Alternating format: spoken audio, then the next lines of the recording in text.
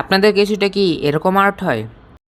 তো চলো এটাকে আরেকটু সুন্দর করার চেষ্টা করি।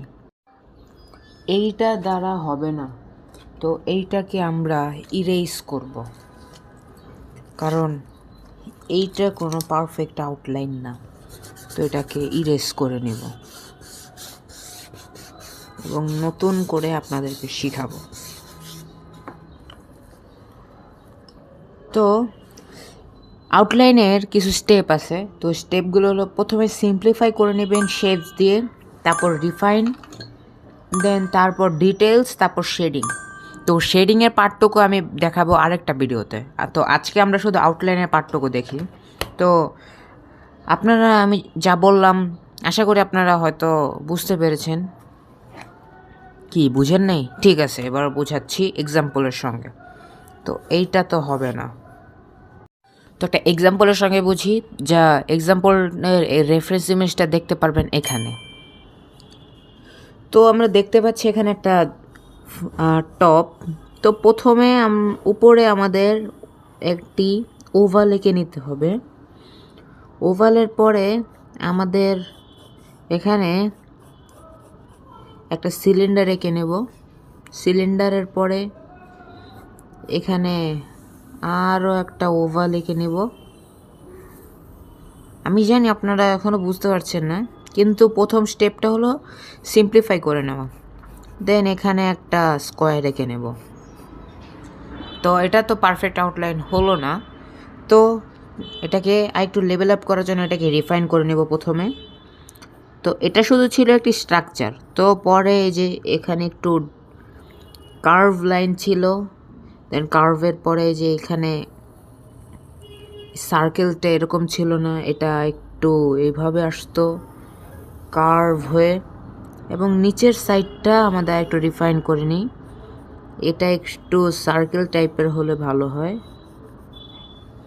তারপরের স্টেপ, এই জায়গাটাও হয়নি আমি জানি, তো এটাকে এইভাবে করে নেবেন, দেন এটাকেও এইভাবে করে নেবেন। তো আমাদের অনেকটুকু রিফাইন করা হয়ে গেছে। তো এটাকে আমরা আরেকটু ডিটেলস দেই। তো ডিটেলসটুকু দেখতে থাকুন। আমি জানি এটা দেখতে এখনও ওরকম লাগতেছে না, তো চলুন এটার উপর আরেকটু লেয়ারিংয়ের মাধ্যমে এবং আরেকটু ডিটেলস প্রদান করি এটার ভিতরে। তো এবার একটু ডার্ক লাইন দিয়ে একদম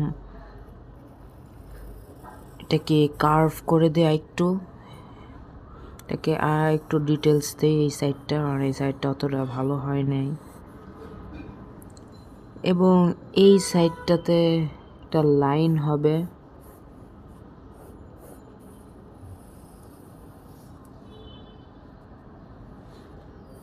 আমাদের একদম প্রথমটার থেকে তো এটা অনেকটুকু বেটার হয়েছে। তো এবার সাইডের লাইনগুলো আমরা মুছে নেব।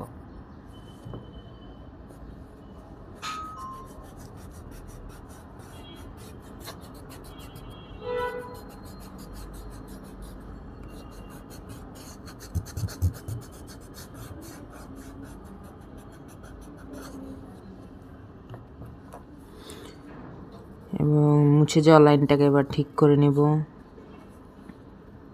এই সাইডটা একটু কার্ভ করে নেব। হ্যাঁ, এখন অনেকটুকু আসছে পার্টটুকু।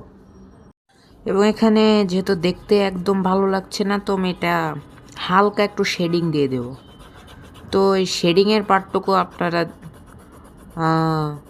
জানি আপনারা যেহেতু আউটলাইন পাচ্ছেন না, তো আপনাদের শেডিংয়ে প্রবলেম থাকতে পারে। তো আমরা নেক্সট কোনো ভিডিওতে আমরা এই শেডিংয়ের বিষয়ে আলোচনা করব।